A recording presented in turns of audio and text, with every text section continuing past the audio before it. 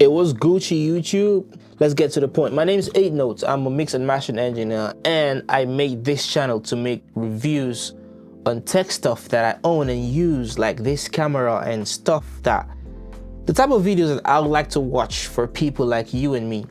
Real life scenarios, user experience without the tech specs and all the technical gimmicks that nobody gives a f about. But anyways, in today's video, I'll go over a few things that apply to me when it comes to the Sony A6700, the brand new camera, the latest in the APS-C lineup of Sony cameras, and let you understand or listen and think, do you think it's worth it? Is it worth the upgrade from an older camera?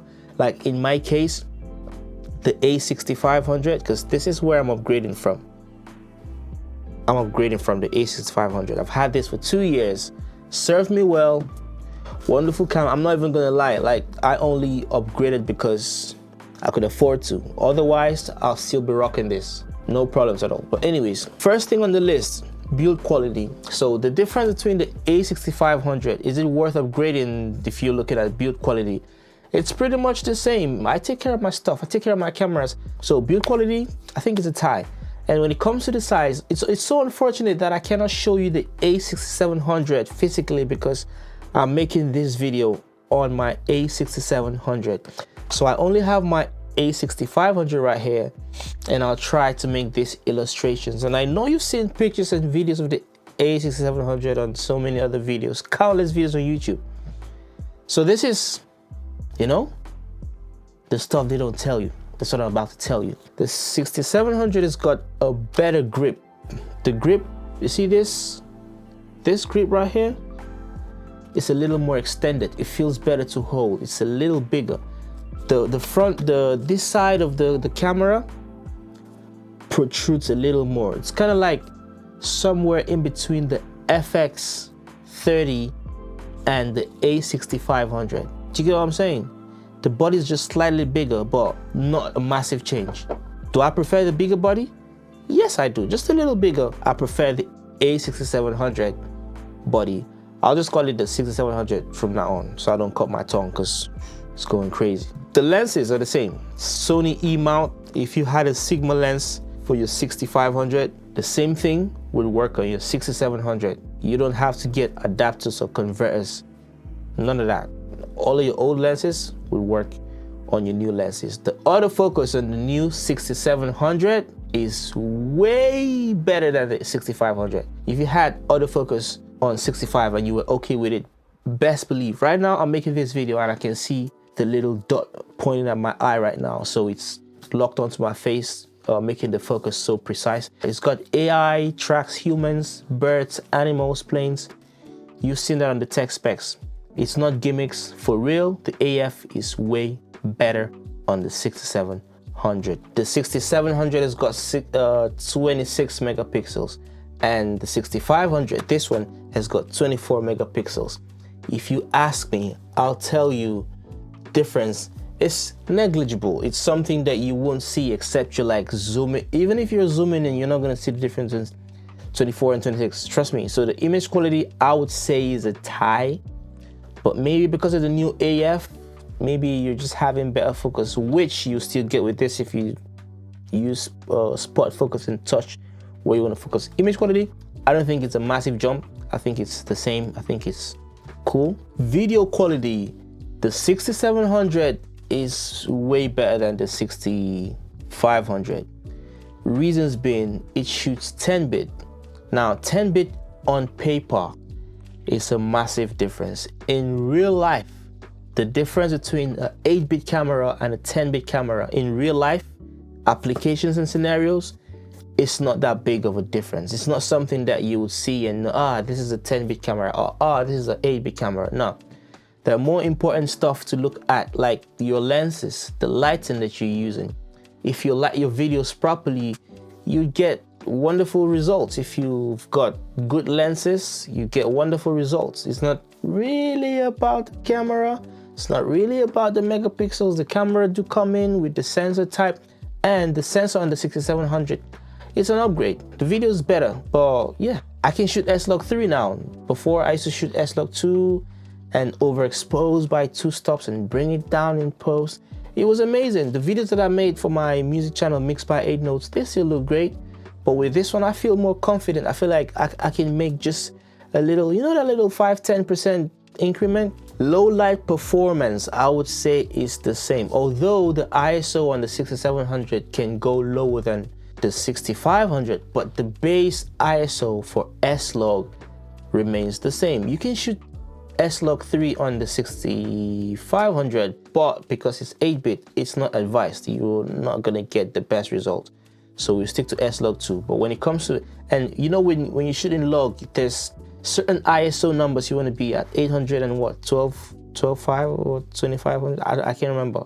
But memory cards, yeah, so the memory cards are SD cards as well. They're not type A, CF Express. They're actual regular SD cards. But the 6700 supports V90, which means faster read and write speeds, which are required by some of the new and higher codecs that the 6700 supports. So the A6700 has got new codecs that are less compressed and just easier to edit in post than the 6500 did. And to utilize these codecs, you need a faster memory card. 6700 wins this round. Stabilization, the 6500 did not do great when it came to optical stabilization. You know, like the in-body image stabilization, the IBIS type thing they be talking about. It says steady shot inside 4K, but trust me, this shot ain't steady at all. Same reason I had to buy a gimbal. I had to buy this Zion Crane M3S, and it served me well. I love this gimbal. I bought it because the stabilization on the A6500, dog water. It's no good. The 6700 is better. It's got active stabilization, it's got standard, it's got, I mean, I tried it with a little ninja walk. You can get some tangible results. So yeah, that's a win for the 6700. It's got better stabilization. Audio quality on the 6500 was trash. Oh my God, it was trash. You must have a solution for it, like the Rode Wireless systems. I've got the Rode Wireless Me. You could get the Rode Wireless Pro, or you could get the DJI Mic 2. Those are like really good sounding mics. Side note, if you ask me, I'll tell you the Rode microphones sound better than the DJI. That's my opinion. I'm a mixed engineer. I pay attention to certain things that regular people might not even care. So it's not like a big deal. It's just my preference. I think this sounds better than the DJI Mic 2s. Although I love the DJI Mic 2s because I can get an adapter to use on my 6700 that won't require cables. But who cares? I love my cables. I'm an old school guy. Available accessories. When we talk about the accessories for the A6700 versus the A6500, I think it's a tie because the 6500 has been around for a longer time, way longer than the 6700. When I go online, if I'm looking for a cage, I can find it for the 65, I can find a cage for the 67. On my 67, I've got a bottom plate from Small Rig. I really love Small Rig products. I've got their tripods, I've got their mini tripods, I've got so many things from Small Rig. And yeah, they both make amazing products for both of these cameras, and I would say it's a tie. People talked about overheating on the 6700. Well, maybe because of my use case, I haven't experienced that. I haven't gotten to a point where the camera stopped working and told me to go let it cool down. Nah, I mean, I live in England. It's always cold. Even in summer, it's cold. The sun comes out, it's like light from the refrigerator. It's on, but it's cold. So your electronics are not very prone to overheating like that. Now, I'm not speaking for everyone. I'm speaking for myself. For my use case, my cameras don't tend to overheat. If you're doing maybe outdoor photography or videography and you're in the sun a lot, your camera might overheat. I don't know, but for me, on tripods in the house, that's not a problem. The same goes for the A6500. I'd never experienced overheating on this camera. It was always okay. Never. So I think it's a tie. I'll leave it at a tie. The screen, oh my God, this is one big topic. I'll tell you what, yeah, the screen and the 10-bit are the only reason I upgraded, because the screen on the 6500 does not flip out. It's a tilt screen. It's a, you know, goes up, comes down like that. And that's it. It doesn't flip all out like the 6700 comes out and can flip, and you can see what you're doing. Right now I'm talking to the camera and the little screen is beside here. I can see what I'm doing. I was stuck between buying the Atomos Ninja V or upgrading the camera, and I picked the upgrade instead of buying a monitor for it, because it was a pain in the butt when you have to make a video, put your camera on a tripod and go to the back to see if it's well positioned and stuff like that. So yeah, that's a win for the 6700. Flip out screen, colors look better, there's more focus points on the screen, it's fully touch sensitive, you can touch everything. On the 6500, the screen you can only touch to focus, not really touch to change settings, but on the 6700 I can touch the screen to change settings. So I think that's a massive win for the 6700. Totally worth it for me. Battery life, the 6500 have got small batteries. It's about 1000 mAh. The 6700 has got the MPFZ 100 batteries and about 2000 mAh plus. Worthy upgrade. I had to move around with 3 batteries on this, and I can tell you right now, on a good night of going out to parties with my friends, shooting the whole night, and I never ran out of 3 batteries. So maybe more professional photographers would run through 3 batteries, but I never did. For my use case, making YouTube videos from home, I was very okay with the battery life on the 6500, but the 6700 is way better. It's got a bigger battery. I've got 2 batteries for the 6700, both OEM batteries. I don't really trust third-party batteries. I mean, they work, but it's really not my thing. I always buy Sony products, Sony batteries for Sony cameras. So yeah, the battery life on the 6700 is a win, massive win. It's like double the power. Headphone jack. The headphone jack is something that some people need. I'm not gonna lie, I don't need it. Oh, it's there if you need it on the 6700. It's not there on the 6500. If you're making videos of other people, or maybe you're making a video of, you're shooting an interview, you might wanna hear what everybody sounds like. You might need the headphones. Yeah, 6700 has got a headphone jack. It's a 3.5mm jack.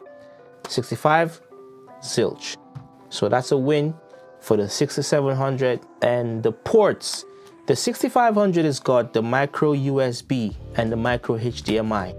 The 6700 has got micro HDMI and USB-C. I think that's a win for the 6700, because I don't have a problem with micro HDMI. But I do have a problem with micro USB. Micro USB feels like 2010 to me. It's like, it's so old, and you still needing to have one of them around just because of a camera.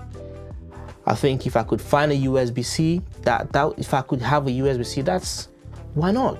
That's a better connection to have. Everything has USB-C right now, from your laptop to your smartphone to everything.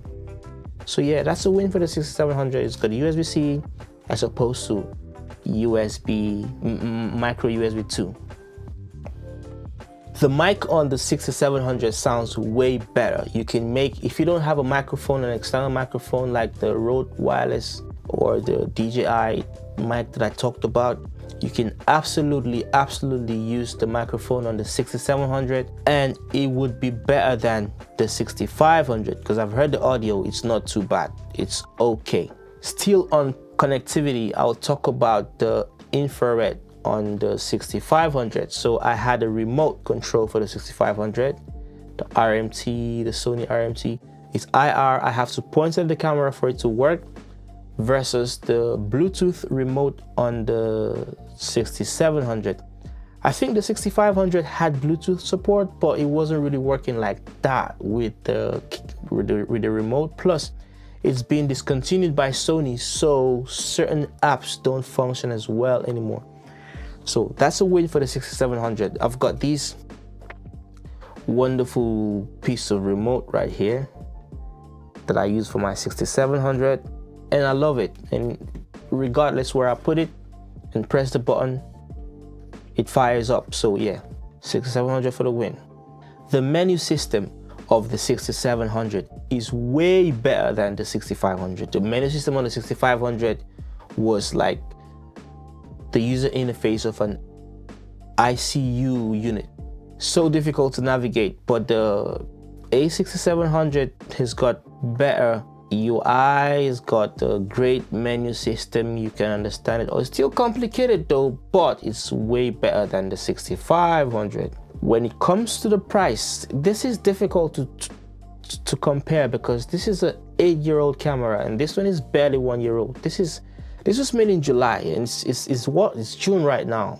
I'm making this video in June, and so yeah, this goes for about, I'm not sure you can find a new one for this anymore, but you can find used ones for like £400 to £500 maximum. Used maximum £500. That's if it comes with the lens. If it's body only, it's probably like 4 something.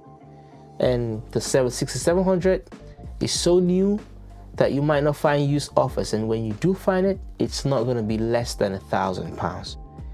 You're going to find used offers for around 1,100, 1,200, you know, 1,000 at most. So the price 6700 costs more, but I don't think that's a win.